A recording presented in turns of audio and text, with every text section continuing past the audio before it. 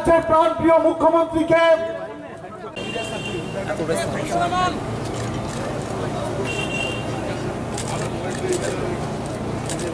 উদ্যোগে যুব মোর্চার উদ্যোগে যে নমযুব যাত্রা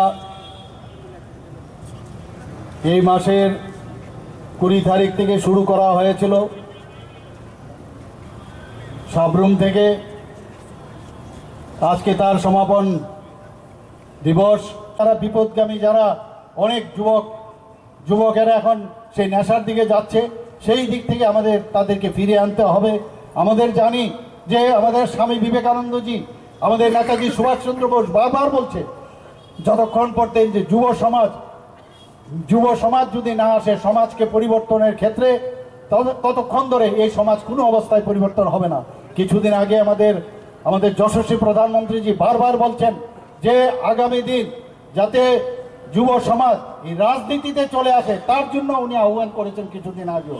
বন্ধুগণ, আমরা দেশ স্বাধীনতার সময় আমরা দেখেছি অকুত ভয়েও আমাদের যারা যুব সম্প্রদায় হাসতে হাসতে ওরা ফাঁসি কাস্টে ঝুলেছে।